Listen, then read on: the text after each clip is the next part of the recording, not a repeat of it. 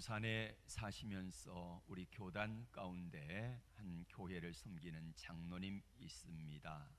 천영호라고 하는 이 장로님은 지금은 우리 교단 신문인 기독공보 사장을 지내기도 하고 CBS 기독교 방송에서 이사를 지내기도 했던 그런 분입니다. 근데 이분이 예수 믿는 그런 과정이 참 힘들고 어려웠어요. 부산의 안락교회라고 하는 교회가 이제 논이었던데 거기다가 개척을 하러 들어왔습니다. 와가지고 교회가 건축을 하는데 논이니까 건축하러 들어가는 이 길이 우리 천영호 장로님의, 그러니까 예수 믿기 전에 건제상을 하고 있었는데 그 건제상의 마당을 밟고 들어가는 거예요. 그러면 자기 마당을 밟고 들어가니까 교회에서 우리 자재를 좀 사줄 걸로, 팔아줄 걸로 그렇게 생각을 했는데 우리 자재는 하나도 안 써주는 거예요. 그래서 그 이제 건축위원장 장로님에게 이야기를 했다는 거예요. 아니 참 너무 박하다고, 그러면서 우리 자재를 좀 써달라 그랬더니 우리 교회에도 건재상을 하는 분이 계셔서 그분 거를 팔아줄 수밖에 없습니다. 그러니 천사장이 예수를 믿으면은 우리 교회에 나오시면은 우리가 건재상 우리 당신의 그 건재를 팔아드리겠습니다 라고 했다는 거예요. 근데 이분이 딸만 넷을 어머니가 낳고 다섯 번째 어머니가 절에 가가지고 불공 들여서 낳은 아들로 어머니가 늘 그러는 거예요. 아들아, 너는 타 종교 믿으면은 다른 종교를 믿으면은 벼락 맞아 죽을 거다. 그러니 죽으니까 절대로 가지 말아라, 이런 말을 귀에 못이 박도록 들어가지고 근데 이 건재를 팔아먹기는 쉽고 또 가야 된다 그러니까 죽을까 봐 가지고 어떡할까 생각하다가 부부 일심동체다 이런 생각을 하고 그러면은 아내만 보내겠습니다 해가지고 자기 아내를 예수 믿게 했어요.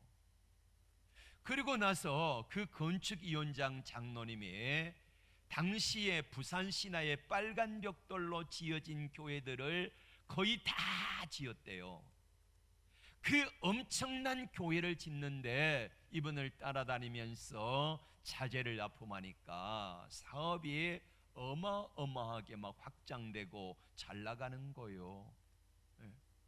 자, 그러던 차에 전두환 씨가 대통령이 되어지면서 당시에 조폭들을 다 데려다가 교육시키는 삼청교육대라고 여러분 아시죠?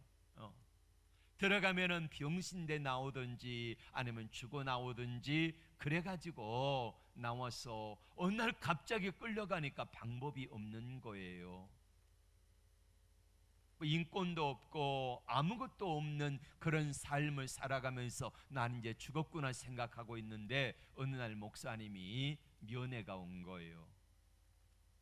그러니까 보통 사람은 면회가 안 되는데 면회를 온 게 뭐냐면은 목사님 아들이 당시의 전두환 대통령의 아주 가까운 자리에 있었다고 그래요. 그래서 목사님이 면회 와가지고 천사장 힘들지요, 죽겠습니다. 네.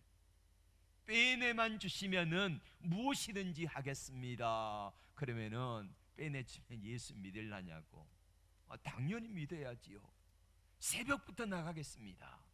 이렇게 약속을 한 거예요. 그래서 각서를 쓰고 50만 원 벌금을 물고 그리고 나왔다는 거예요. 나와가지고 예수를 믿는데 일도 잘 되고 아내와 함께 사업을 하는데 사업이 너무너무 잘 되고 좋은 거예요. 승승장구를 했대요. 그래서 하나님의 은혜가 너무 감사해가지고 신학교를 갔습니다. 공부도 하고 또 그러니까 큰 교회에서 전도사로 써주더래요. 교육전사로. 이래가지고 일을 하면서 너무너무 재밌게 살아가는 어느 순간에 갑자기 어둠의 그림자가 그 가정을 덮쳤습니다. 아내가 이 천장노님의 말에 의하면은 그렇게 예쁜 얼굴은 아니래요. 누가 업어갈 그런 얼굴이 아니래요. 그런데 어느 날 소리 소문 없이 아내가 갑자기 없어진 거예요. 없어지고 나서 한 달 만에 갑자기 그 경매로 모든 재산이 다 하루아침에 날아가 버린 거예요. 사업도 날아가 버렸고 집도 날아가 버렸고 다 날아가 버려가지고 아내 없어졌지, 사업 없어졌지, 재산 다 없어졌지, 먹을 거리도 없지. 거기다가 어머니는 예수 믿는다고 그동안 보내주던 쌀도 한 포대도 안 보내주는 거예요. 어쩔 수 없이 초등학교 다니는 아들 둘을 이제 어머니 댁에다 맡기고, 그리고는 혼자 노숙자로 2년 동안을 살았다는 것입니다. 그러면서 자살을 얼마나 몇 번이나 시도를 했는데 이게 안 되더래요. 죽는 거 아무나 죽는 거 아니에요. 이분이 이렇게 말합니다. 예수 믿고 나만큼 저주받은 사람 있으면 나와보라 그래. 예수 믿고 나만큼 저주받은 사람 있으면 나와보라 그래. 그러면서 얼마나 하나님을 욕하고 예수 믿는 사람들을 욕하고 그렇게 다녔는지 모른다는 거예요. 여러분, 그게 예수 믿어서 저주받아 그렇습니까? 왜 예수 믿다가 안 되면은 예수 믿어 저주받아 그런다고 왜 하나님 핑계를 대는지는 모르겠어요. 여러분, 신앙생활 왜 합니까? 신앙생활하는 목적이 뭡니까? 예수 믿으면 잘 된다더라. 그래서 예수 믿고 복 받으려고 그렇게 예수 믿습니까? 예수 믿고 천국 간다더라. 그래서 예수 믿습니까? 그래, 물론 그 두 가지도 다 맞아요. 그런데 예수 믿는 목적은 그게 아니라는 거예요. 우리가 예수 믿는 참된 목적이 뭡니까? 예수 믿는다는 것은 하나님과 나와의 친밀한 교제를 가질 때에 하나님께서 그렇게 살아가는 모습 속에서 우리 하나님이 이 땅에서도 잘 되고 하늘의 신령한 복과 은혜도 우리에게 주어지는 것을 믿습니다. 근데 이게 바로 되지 아니하면은 힘들 때에, 어려울 때에, 아플 때에 내가 예수 믿어 저주받아 그렇다라고 이 천장노님처럼 그런 생각을 할 수도 있더라 이 말입니다. 오늘 모세 이야기를 합니다. 하나님이 40년 광야 생활하고 있는 모세를 찾아오셨어요. 40년 전 애굽의 왕자로 있을 때에 이스라엘 백성들을 구원해 보겠다고 그랬는데 오히려 살인자가 되고 도망자가 돼가지고 40년 동안 광야 생활을 하고 있을 때입니다. 내 양 한 마리 없어요. 장인 이드로의 양무리를 치더니라고 출애굽기 3장에 말씀하고 있습니다. 양 한 마리 없이 처가살이하고 있는 모세, 가졌던 재산 다 잃어버렸지요. 신분 잃어버렸지요. 지금은 어쩌면은 처가살이하는 그런 종살이하는 모습처럼 살아가고 있는 비참한 나락에 떨어진 모세를 하나님이 찾아오셨어요. 모세가 너무너무 화가 나가지고 지난주에 말씀드렸던 것처럼 하나님이 말씀하시니까 몇 번이나 거절하잖아요. 싫어요, 안 가요, 못해요, 할 수 없습니다. 할 수 없다는 핑계를 다 댈 때에 하나님은 그럼에도 불구하고 모세를 설득하고 설득을 하셨습니다.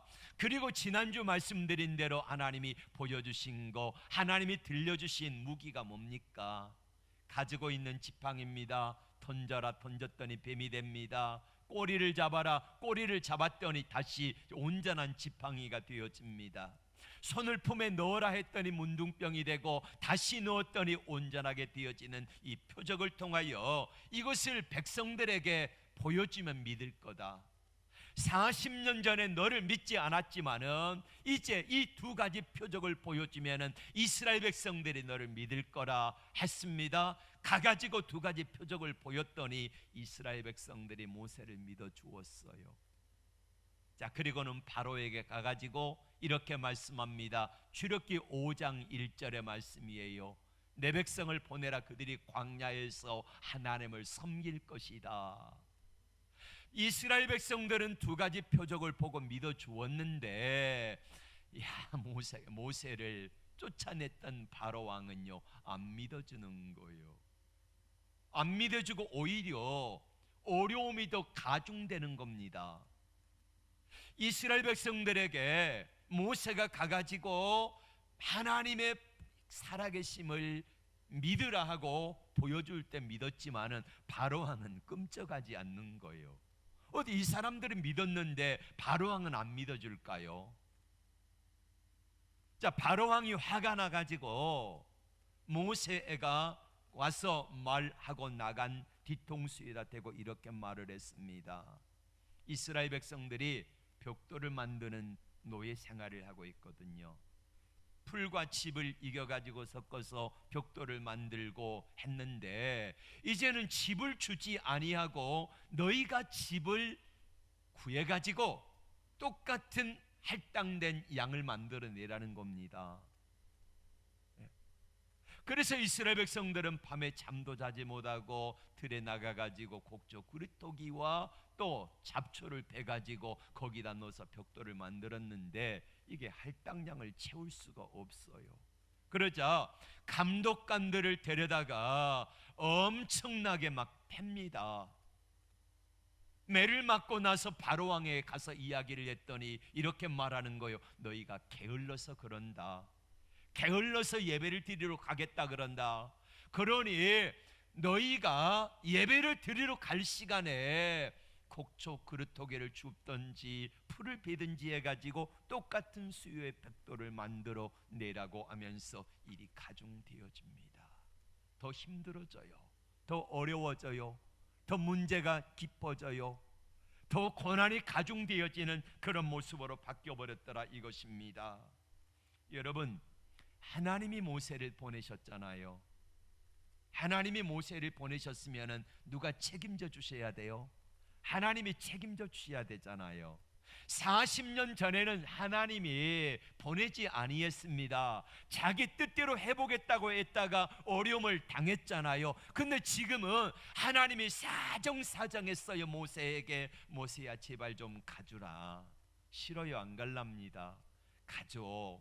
자, 이렇게 설득을 당해가지고 모세가 와서 하나님의 말씀을 전했는데, 그렇다고 하면은 하나님이 내 인생 책임져 주셔야 되잖아요. 맞지요? 하나님이 모세 인생 책임져 주셔야 맞지요. 그런데 하나님이 모세 인생을 책임져 주지 않으세요. 오히려 문제가 더 어려워지고 더 가중되어지더라 이것입니다. 말씀대로 했는데 왜 더 꼬여갈까요? 말씀대로 살았는데 왜 더 어려워갈까요? 우리도 이런 고민을 하게 됩니다. 예수를 잘 믿었어요. 예수를 잘 믿고 주님 뜻대로 살려고 발버둥 치며 살아갑니다. 그런데 우리의 삶은 형편이 나아지지 아니하고 일이 점점 꼬여지고 힘들어지고 어려워지고 문제가 문제를 따라서 계속해서 내 앞에 있을 때에 우리는 어떤 생각을 하게 됩니까? 오늘 모세가 그랬던 감정을 우리도 똑같이 느끼고 있다는 것입니다. 이런 예가 성경에 참 많이 나와 있지요. 다윗이 왕으로 기름 부음을 받았습니다. 왕으로 기름 부음을 받았으면은 우리의 생각은 이거잖아요. 내가 왕이니까 일들이 기름 부음을 받고 나서 착착착착 다 잘 풀려가야지 이게 맞잖아요. 왕인데 하나님이 기름 부었는데 하나님이 쓰시겠다 그러셨는데 다윗이 기름 부음 받고 어떻게 되었습니까? 그래, 물론 초창기에는 골리앗과 싸워서도 이기고 군대 장관으로 임명되고 왕의 사위가 되어지고 일이 참 잘 풀렸어요. 아까 그 천영호 장로님처럼요. 예수 믿고 초창기에는 잘 풀렸어요. 다윗도 마찬가지예요. 기름 부음을 받고는 일이 잘 풀렸습니다. 승승장구했어요. 20살짜리가 어떻게 군대 장관을 합니까? 어떻게 국방장관이 되어져요? 근데 불가능한 일인데 하나님의 은혜로 말미암아 일이 형통하게 되어지는데 거기에서 계속해서 나가지 못하고 그의 삶에 어려움이 다가옵니다. 장인 사울에게 10년 동안 쫓겨 도망 다녀요. 여러분, 왕으로 기름 부음을 받았으면 일이 끝까지 형통해야 되는데 끝까지 형통한 것이 아니고 가다가 멈춰서 엄청난 나락으로 떨어져 버리고 말았다는 거예요. 모세뿐만이 아니고 다윗뿐만이 아니고 요셉도 보세요. 요셉에게 하나님이 어느 날 두 가지 꿈을 보여주셨어요. 하나님이 위대하게 쓰시겠다는 꿈 아니겠습니까? 그러면은 하나님이 위대하게 쓰시겠다고 하나님의 능력으로 붙들어 주시겠다 그랬으면 일이 형통하게 되어야 되는 게 맞잖아요. 근데 그게 아닙니다. 형들의 손에 의해서 노예로 팔려요. 형들의 손에 의해서 노예로 팔려요. 뿐만 아니지요, 억울하게 보디발의 아내에 의해서 모함을 받아가지고 감옥에 갑니다. 근데 여러분, 그런 요셉을 보고 하나님은 뭐라고 말씀하세요? 요셉이 형통한 자가 되어, 이렇게 말씀하세요. 여러분, 노예로 팔린 요셉을 보고 형통한 자라니 이게 말이나 됩니까? 요셉은 지금 죽게 되었는데, 절망 가운데 빠져 있는데 하나님은 그런 요셉을 보고 형통한 자래요. 형통한 자래요. 나는 지금 죽겠는데, 나는 지금 힘들어 너무너무 절망 가운데 빠졌는데 하나님이 나보고 그래요. 뭐라 그래요? 너 형통한 자다, 이렇게 말씀하세요. 나는 죽겠는데 하나님이 형통한 자래요. 나는 너의 자리에 어려움 가운데 미치도록 힘든데 하나님의 요셉을 향하여 너는 형통한 자라고 말해요. 잘 이해가 안 가요. 그런데 하나님이 그에게 형통한 자라고 하신 이유가 뭘까요? 여러분, 우리는 예수 믿으면서 다윗의 눈물과 요셉의 절망을 경험하며 살아가기도 합니다. 다윗이 그랬던 것처럼 요셉이 절망했던 것처럼 그런 눈물과 고난의 세월을 보내는 사람들이 너무나 많다는 거예요. 우리 예수 믿으면서 이런 생각을 했잖아요. 사랑하는 자여 내 영혼이 잘됨같이 범사에 잘되고 강건하기를 내가 간구하노라. 이 말씀을요 가슴에 새기면서 매일매일 암송하면서 사랑하는 종려나 내가 잘되고 범사에 강건하고 형통하기를 원한다. 하나님이 너를 축복하실 거야, 이러면서 예수를 믿었는데 그게 전부가 아니었다는 거예요. 여러분, 하나님이 다윗을 왜 그렇게 하셨을까요? 다윗이 왕으로서의 훈련을 받는 거잖아요. 하나님이 요셉을 왜 노예로 팔리게 하셨을까요? 그게 바로 총리가 되는 지름길이었잖아요. 훈련이라는 말입니다. 여러분, 하다못해 이등병 계급장을 달려고 해도요 군대 가면은 훈련소를 들어갑니다. 가족과 이별하고 떨어져 지내며 모든 것들을 참아내는 훈련을 합니다. 우리 남자분들 훈련소에 갔을 때에 밥 한 끼의 고마움이 얼마나 큰지를 알잖아요. 하루 종일 훈련받고 그리고 식판 하나 들고 그리고는요 훈련소에 가가지고 식당 앞에 줄을 섭니다. 밥 한 끼 얻어먹는데요 좌로 굴러 우로 굴러 막 뒤로 뻗쳐 이거 하면서 뺑뺑이를 돌다가 그것도 밥 한 끼 얻어먹어요. 네. 어떤 분은 5분 만에 먹고 어떤 분은 3분 만에 먹었다 그러는데 저희 때는 그런 거 없었거든요. 근데 아무튼 그렇게 눈물의 훈련소를 지나갑니다. 그리고 화생방 훈련, 유격 훈련, 그 다음에 행군, 이런 과정들, 혹한기를 겪으면서 이런 과정들을 다 겪고 나서야 뭐 달아요? 송충이 한 마리 달아요. 새우깡 하나, 이등병 단다는 겁니다. 그만큼 훈련은 힘들고 어려워요. 그런데 하나님께서 다윗을 왕으로 쓰시려고 했고 하나님이 요셉을 총리로 쓰시려고 하시는데 짐이 무거운데 얼마나 힘들겠습니까? 훈련이. 모세도 마찬가지입니다. 하나님의 그 모든 과정들을 통하여서 하나님께서 다윗과 모세와 요셉을 하나님이 세우셨다는 것입니다. 자, 여러분 한번 반문해 봅시다. 하나님이 함께 하시는데 이스라엘 백성들이 왜 학대를 당해요? 왜 고난이 깊어갑니까? 왜 어려움이 가중되어요? 여러분 다시 한번 묻습니다. 다윗이 10년 동안 쫓겨 도망다니다가 죽었나요? 안 죽었잖아요. 요셉이 종으로 노예로 팔렸다가 망했나요? 안 망했잖아요. 안 망했습니다. 여러분 예수님이 이 땅에 왜 오셨습니까? 이 땅에 오신 예수님의 모습은 어떠했습니까? 하나님의 아들이신 예수님이 이 땅에 오셨으니까, 야 하나님의 아들이 오시니까 기쁘다 구주 오셨네, 만 백성들이 환영하고 예수님을 받아들였습니까? 아니요. 예수님을 영접하고 환영했던 사람들은 딱 두 종류밖에 없습니다. 한 사람은 베들레헴의 목자들. 여러분 목자들의 신분이 얼마나 낮은지 아시잖아요. 당시에 목자들은 주일 성수를 못합니다. 왜냐하면 양을 지켜야 되니까. 여러분 유대인들에게 주일 성수를 못하면은요 짐승처럼 취급을 받아요. 그래서 목자라고 하는 직업은 대단히 천시받는 직업입니다.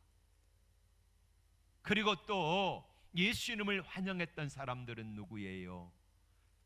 이방인들, 동방의 박사들 세 사람이 와가지고 예수님께 예물을 드리고 환영했지, 다른 대부분의 사람들은요 예수님을 알지를 못했습니다. 예수님을 영접하지 않았습니다. 예수님을 가까이 하지 아니했습니다. 하나님의 아들이신 예수님께서 능력의 하나님의 아들이 오셨다고 하면은 만백성들에게 환영하며 기쁘다 구주 오셨네 이렇게 환영을 받아야 되는데 그렇지 못했다는 거예요. 예수님은 태어나자마자 고난을 당하셨습니다. 목자들에게 경배를 받고 동방의 박사들의 경배를 받고 그 이후의 삶이 어떠했나요? 헤롯이 2살 이하의 남자들을 다 죽이라고 명령이 떨어졌어요. 그래서 예수님은 급하게 애굽으로 피난길에 오르는 고난을 겪으셨습니다. 그러면 예수님의 성장 과정 속에서 예수님이 환영받으며 사셨나요? 그것도 아니었습니다. 예수님은 이 땅에 오셔서 너무너무 힘들고 어려운 삶을 사셨다는 것입니다. 사람들이 인정하지 않았어요. 왜요? 세상적으로 보면은 세상의 어떤 권세와 가진 것과 이것들로 사람을 판단하기 때문입니다. 예수님도 마찬가지였어요. 예수님을 그렇게 대우했습니다. 성경은 예수님의 모습을 이사야 53장 2절에 이렇게 표현하고 있습니다. 같이 볼까요? 그는 주 앞에서 자라나기를 연한 순 같고 마른 땅에서 나온 뿌리 같아서 고운 모양도 없고 풍채도 없은즉 우리가 보기에 흠모할 만한 아름다운 것이 없도다.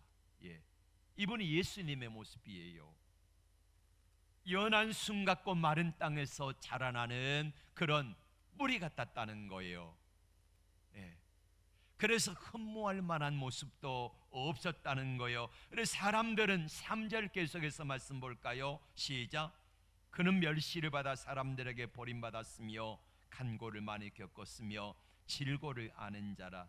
마치 사람들이 그에게서 얼굴을 가리우는 것 같이 멸시를 당하였고 우리도 그를 귀히 여기지 아니하였도다. 사람들에게 멸시, 간고와 질고를 아는 자라는 거예요. 왜요? 예수님이 당해보셨기 때문에. 사람들에게 얼굴을 가리우는 자와 같았다라고 하는 말의 의미는 뭐냐면은 당시 사람들이 어떤 사람들을 보면은요 얼굴을 가려야 돼요. 두 종류가 있는데 하나는 문둥병자들이요 환부를 보여주지 않기 위해서 자기 얼굴을 가리웁니다. 소경이 자기 눈을 보면은 부정하다 그래가지고 얼굴을 눈으로 가리웁니다. 아니 이 옷으로 가리웁니다. 그러면 이렇게 말해요. 사람들에게 멀리 떠서서 나는 부정한 자입니다. 나는 부정한 자입니다. 이렇게 외쳐야 돼요. 예수님의 모습이 이와 같았다는 거예요. 나는 부정한 자입니다를 외쳐야 했던 문둥병자와 소경처럼 그렇게 사람들이 싫어하고 손가락질하는 그런 모습이 바로 예수님의 모습이었다는 거예요. 만약에 예수님이 헤롯 왕가에 태어나셨다면 어떠했을까요? 사람들이 환영했겠지요. 예수님은 이렇게 추앙했겠지요. 그런데 예수님의 모습은 가난한 목수의 아들로 태어났다는 거예요. 멸시받고 천대받았던 지역인 갈릴리에서 거기서 사셨다는 거예요. 그래서 사람들이 예수님을 인정하지를 않았다는 것입니다. 처음에는 애굽 사람들이 이스라엘 백성들을 학대했습니다. 근데 나중에는 어떻게 되어지지요? 나중에는 이스라엘 백성들이 애굽 사람들을 학대합니다. 가가지고 이렇게 말하지요. 재물과 옷가지를 내놓으라고. 그랬더니 여러분 한번 생각해 보세요. 지금 애굽 사람들은 장자가 집집마다 다 죽었습니다. 100%. 이 집도 장자가 죽고 저 집도 장자가 죽고 다 죽었어요. 초상 났습니다. 초상을 치르고 있는데 가가지고 이스라엘 백성들이 우리 종이 노예가 와가지고 말해요. 주인님 보석 내놓으세요. 밍크코트 내놓으세요. 좋은 것 내놓으세요. 다 달라는 거예요. 여러분이 그때 심정이라고 하면 어떠했겠습니까? 애굽 사람이라고 하면은 내 아들 장자가 죽어가지고 장례식을 치르는데 와가지고 염장 지르는 거잖아요. 보석 내놓으라는 거예요. 금반지 내놓으라는 거예요. 끼고 있는 목걸이 내놓으라는 거예요. 예. 근데 하나님께서 그 사람들에게 이스라엘 백성들을 두려워하게 만드시니까 이 사람들이요 있는 것 다 빼줘요. 여러분 주인의 노예니까 주인이 어디가 뭐 좋은 건지 얼마 정도 갖고 있는지 알까요? 몰라요? 너무나 잘 알지요. 숨겨놓은 적금 통장까지 다 알아요. 있는 것 다 걷어가지고 나오게 하시잖아요. 이건 뭡니까? 400년 정도 기간 동안에 노예살이 했던 품삯을 한꺼번에 되돌려받고 나온 거예요. 하나님이 이렇게 하시더라 이겁니다.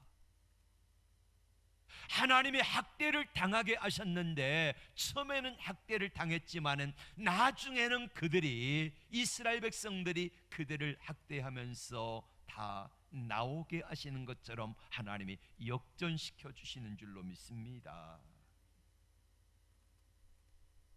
다시 천영호 장로님 이야기를 합니다.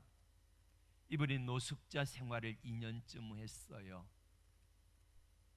노숙자 생활하면서 배운 게 도둑질이라고 그래도 예수를 몇 년 동안 믿었잖아요. 신학교도 다녔잖아요. 근데 갈 데가 없어요. 자기가 다녔던 교회 못 가요. 창피하니까. 그래서 노숙자 생활을 하면서 얻어먹고 다니고 또 때로는 한대잠을 자다가도 이제 당시에 부산 시내에 부흥회를 많이 했잖아요. 지금도 지금부터 한 20-30년 전이니까 그때 부흥회를 하면 어땠습니까? 어떤 데는요 교회에서 일주일 내내 주일 저녁부터 시작해가지고 토요일 새벽까지 일주일 내내 부흥회를 했잖아요. 그럼 부흥회 하면 어땠습니까? 그때는 교회에서 잔치를 했어요. 잔치하면서 점심 식사도 주고 이렇게 하면서 부흥회를 하잖아요. 그러면은 마을에서 부흥회를 하면은 우리 마을뿐만 아니라 이웃 마을에 있는 교회 성도들까지 와가지고 은혜를 받으면서 그렇게 먹고 자고 하면서 부흥회를 했잖아요. 그래서 이 장로님이 노숙자 생활을 하면서 어디 본향교회가 부흥회를 한다고 그러면은 본향교회 갑니다. 가가지고 거기 가면은 먹는 거 해결되지, 자는 거 해결되지, 그러는 거요. 그래서 본향교회 붕괴 끝나면은 옆에 옴미동교회 붕괴 가고, 옴미동교회 붕괴 끝나면은 순복음교회 가고, 이렇게 하면서 다니면서 부산 시내에 있는 교회들을 거의 안 다녀본 교회가 없는 거예요. 어느 날 붕괴한데 강사 목사님이 이렇게 말합니다. 여러분들 가운데 마음속에 누군가를 지독하게 미워하고 마음속에 분노를 가지고 용서하지 못한 분이 있지요. 자기 이야기 맞더래요.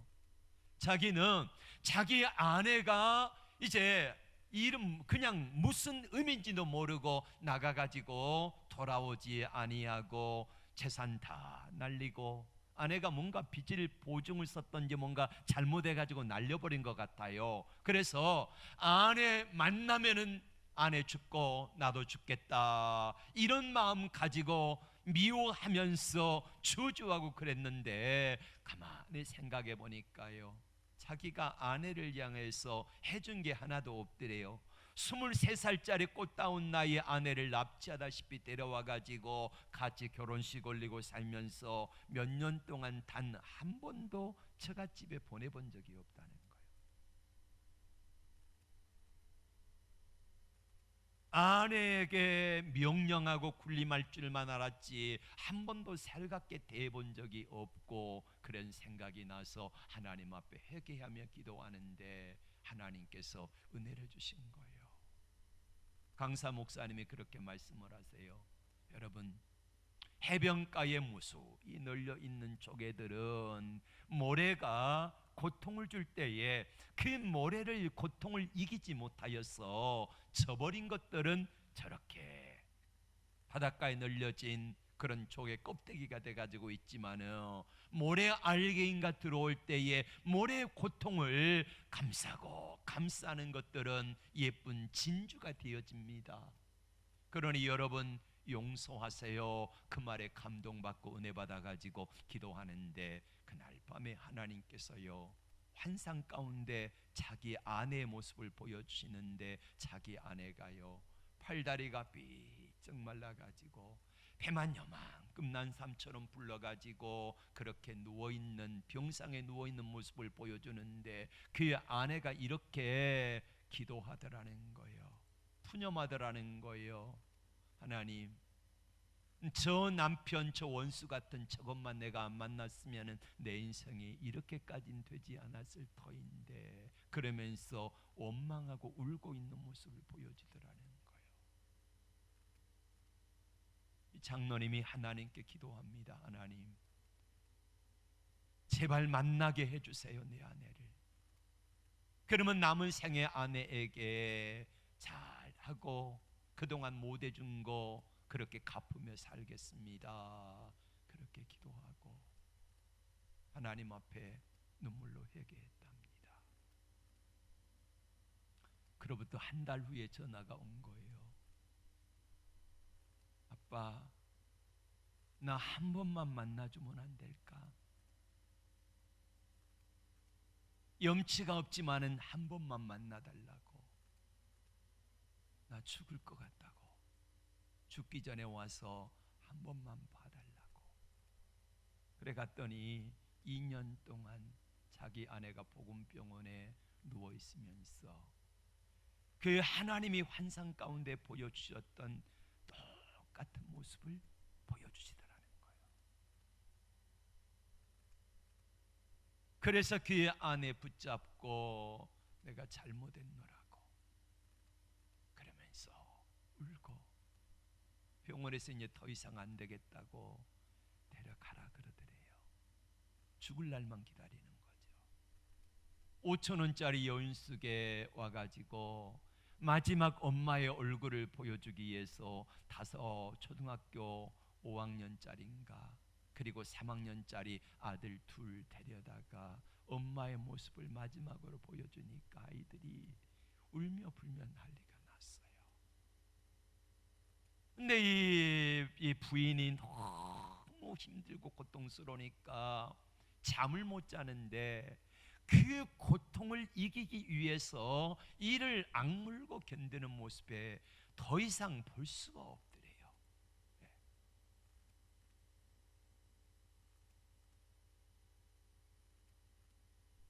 그러던 중에 이제 부인이 이렇게 말합니다. 아빠, 내가 죽더라도 하나님께 회개하면서 죽어야 되겠다고. 기도원에 좀 데려다 달라고. 그래서 기도원에 데려다 줬대요.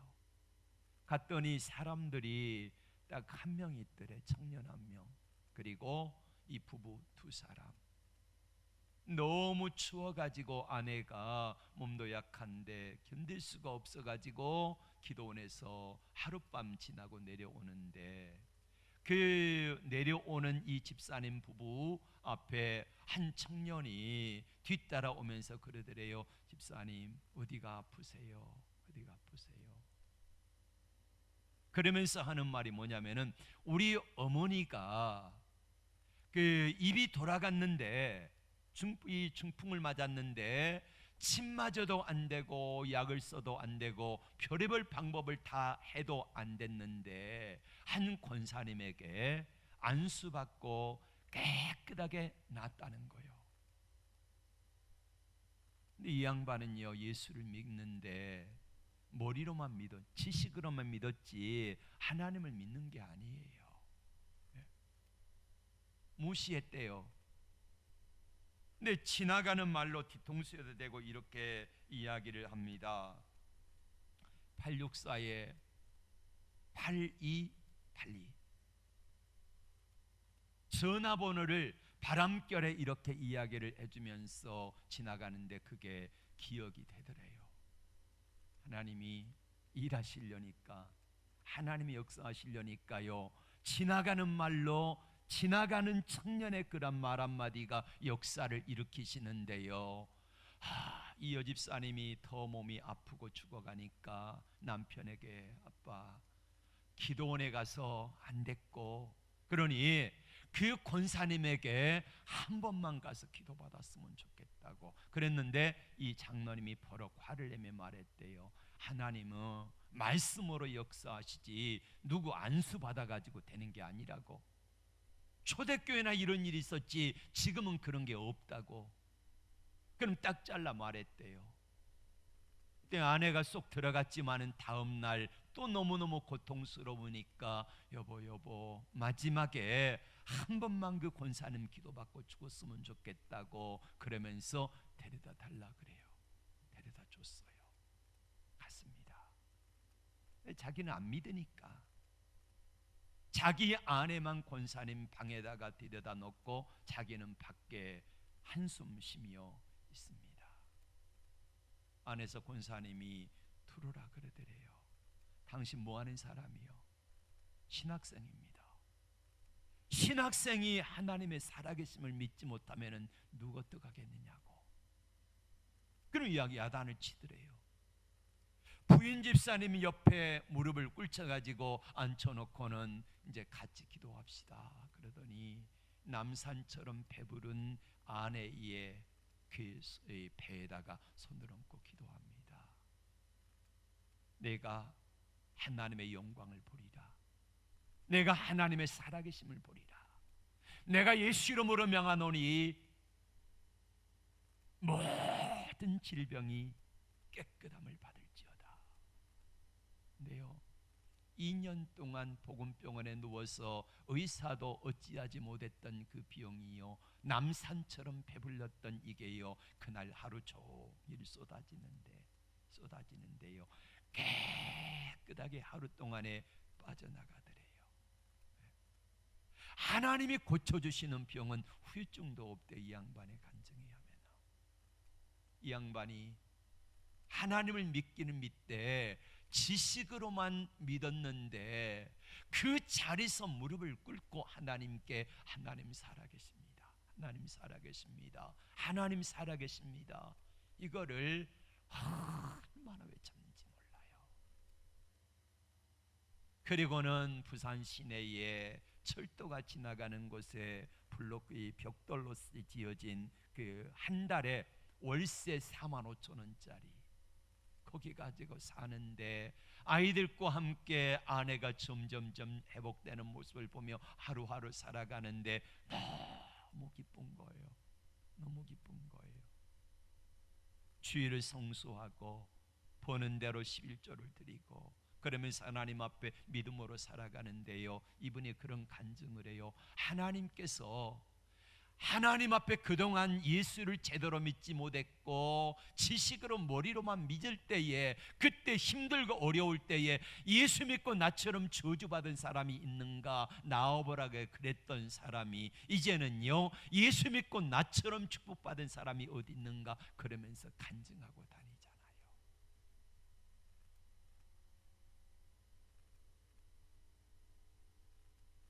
하나님이 거둬가시는 복은 거둬가실 때도 한순간이지만은요, 하나님이 주시는 복은 주실 때에도요 신속하게 주시는데 5년 만에 모든 것들이 다 회복되어지는데, 이 양반이 그렇게 이야기를 해요. 부산 시내에서 자기처럼 땅이 많은 사람이 없대요. 그리고 기독공보 사장에다가 극동방송 이사에다가 또 부산에 있는 우리 교단의 가장 큰 교회 장로로 섬기는 축복을 허락하여 주신 거예요. 자기 안에 건강하고. 여러분, 하나님은 어려움을 주실 때에 자녀는 우리들에게 뭘 기대하실까요? 그 어려움 때문에 그 어려움에 눌려가지고 망해버려라, 이런 하나님은 아니잖아요. 하다못해 부모가 자녀들에게 기대하는 것도 육신의 아버지도 우리에게 그렇게 주지 아니하시는데 하물며 하나님 우리 아버지께서는 얼마나 더 하시겠냐는 거예요. 당연히 그 어려움을 이기고 고난을 이기고 훈련받아서 하나님이 존귀한 사람으로 쓰임받기를 원하는 것이 우리 아버지의 마음 맞지요? 그렇습니다. 훈련받아 하나님의 존귀한 사람으로 쓰임받기를 원하셔서 하나님은 다윗을 그렇게 10년 동안 고생시키셨고, 하나님은 요셉을 13년 동안 고생시키시고 그리고 마침내 쓰신 거잖아요. 예수님은 이 땅에 계실 때에 제자들에게 마지막 만찬, 최후의 만찬 석상에 있을 때에 근심하고 두려워하는 제자들에게 이렇게 말씀하셨습니다. 걱정하고 두려워하지 말아라. 그러시면서 하신 말씀이 뭐냐면은 한 가지, 내가 너희에게 줄 게 있다 하시면서 뭘 말씀하시냐면요, 기도에 대해서 말씀하세요. 요한복음 14장 13절과 14절의 말씀을 같이 볼까요? 시작. 너희가 내 이름으로 무엇을 구하든지 내가 시행하리니 이는 아버지로 하여금 아들로 말미암아 영광을 받으시게 하려 함이라. 내 이름으로 무엇이든지 구하면 내가 행하리라. 아멘. 하나님이 우리에게 뭘 통해 주시냐면요, 뭘 통해 주세요? 기도를 통해 주신다는 거예요. 기도를 통해 주시게. 이게 하나님의 마지막 약속입니다. 아버지 하나님께서 우리에게 이 세상에 살아갈 때에 풀 수 있는 문제를 풀어낼 수 있는 이 도구가 뭐냐? 기도밖에 없다는, 기도밖에. 그래서 기도를 하면은 하나님께서 우리에게 응답해 주시겠다는 거예요. 여러분, 기도가 뭘까요? 기도는 하나님과 대화다, 영혼의 호흡이다, 여러 가지 말을 합니다. 근데 저는 여러분들에게 다른 기도의 정의를 말씀을 드리고 싶습니다. 기도가 뭐냐? 아무리 하나님과 대화를 해도 하나님이 원하시는 대화가 아니면은 그 대화는요 아무 소용이 없습니다. 아무 소용이 없는 대화가 되고 말아요. 자, 제가 여러분하고 1대1로 대화를 한다네, 그 대화가 이게 같이 소통이 안 되면은 아무런 의미가 없잖아요. 나 혼자 말하면 무슨 소용이 있겠습니까? 이거 기도가 아닌 거지요. 자, 참된 기도는 뭐냐면요, 하나님이 내 인생에 간섭하시도록 그분을 정중하게 내 삶에 초청하는 게 기도예요. 하나님, 내 인생에 간섭해 주세요. 내 문제에 간섭해 주세요. 이 일에 하나님이 개입해 주세요라고 하나님께 내 모든 사정을 아뢰고, 그게 물질 문제이든 건강 문제이든 아니면 직장 문제이든지 어떤 문제이든지 그분이 내 인생에 개입하셔서 내 삶의 문제를 풀어가실 수 있도록 기회를 드리는 것이 바로 이게 기도라는 거예요. 기도다. 모세가 하나님께 기도합니다. 문제를 가지고 하나님께 나갑니다. 하나님, 이 문제에 개입해 주세요 하고 하나님께 그 모든 것들을 맡기는 기도를 합니다. 오늘 출애굽기 5장 22절의 말씀 볼까요? 시작. 모세가 여호와께 돌아와서 아뢰되 주여 어찌하여 이 백성이 학대를 당하게 하셨나이까? 어찌하여 나를 보내셨나이까? 하나님이 이 문제에 개입해 주세요. 내 힘으로 풀 수 없습니다. 하나님 개입해 주세요라고 하나님께 개입을 정식으로 요청했고, 그분에게 모든 것들을 바톤 터치를 했을 때에 하나님이 개입하시는데, 그 이후의 삶이 어떻게 되었습니까? 모세가 말한 대로 되어집니다. 모세가 기도한 대로 되어집니다. 10가지 재앙이 이루어졌지요. 홍해 앞에서 홍해가 갈라졌지요. 반석에서 물이 나게 했지요. 만나와 메추라기를 하나님이 허락하셨지요. 모세가 손을 들고 기도하면은 전쟁에, 아말렉과 전쟁에 이겼지요. 40년 광야 생활 동안에 하나님께서 개입해 주시니까 이스라엘 백성들이 성지순례 가보면 어떻게 저들이 살았을까? 불가능한 일이에요. 그런데 불가능한 곳에서 하나님이 살 수 있는 은혜들을 베풀어 주셨더라, 이것입니다. 이제 말씀을 맺습니다. 여러분, 고난당했던 다윗이 망했나요? 아닙니다. 고난의 시간을 하나님 개입해 주세요 기도하면서 나갔을 때에 마침내 10년쯤 지나고 나니까 이스라엘의 왕이 되어지게 하시지요. 요셉이 노예로 팔려가 가지고 죽었나요? 요셉이 노예로 팔려가서 망했나요? 아니잖아요. 어떻게 되었습니까? 13년쯤 되어지니까 하나님이 바로 왕에게 꿈을 꾸게 하시고 요셉은 애굽의 총리가 되게 하신 줄로 믿습니다. 예수님은 어떻게 하셨나요? 예수님이 겟세마네 동산에 올라가셔가지고 기도하시고 십자가를 졌습니다. 십자가에 죽으시고 그것으로 끝이었나요? 아닙니다. 예수님이 3일 만에 무덤에 계신 예수님을 하나님께서는 다시 살리신 줄로 믿습니다. 부활의 영광을 허락하여 주셨다는 거예요. 하나님은 학대당할수록 눈물의 기도로 나가는 이스라엘 백성들, 모세의 기도를 들으시고 하나님께서는 학대를 존귀로 바꿔주신 줄로 믿습니다. 천용호 장로님처럼 머리로만 알던 하나님, 그 머리로만 알던 하나님을 믿을 때에는요, 하나님의 은혜가, 하나님의 계획하심이 이게 잘 안 보여요. 그러다 보니까 힘들고 어려우니까 예수 믿고 나처럼 저주받은 인생이 어디가 있는가 이러면서 하나님을 삿대질하고 욕하고 다녔지만은, 하나님을 제대로 만나고 나니까, 오, 하나님 진짜 살아계시군요 이렇게 믿고 나니까 그 이후부터 하나님이 회복시켜 주시는데, 하나님의 엄청난 은혜와 축복을 쏟아 부어 주시는데요, 감당할 수 없을 만큼 하나님이 이렇게 부어 주시는 은혜를 간증하고 있습니다. 사랑하는 여러분, 일이 점점 꼬여갈 때 분명히 하나님의 뜻대로 살았어요. 믿음으로 살려고 발버둥을 쳤어요. 근데 하나님이 함께 하시는데 일이 점점 꼬여갈 때 여러분 어떻게 하실랍니까? 하나님 우리에게 기도라는 방법을 통하여 이 문제를 풀어가길 원하시고, 하나님께 나갈 때에 하나님께서는 하나님의 살아계심을 분명히 보여주실 줄로 믿습니다. 이 은혜가 있기를 주의 이름으로 축복합니다. 기도합니다. 하나님,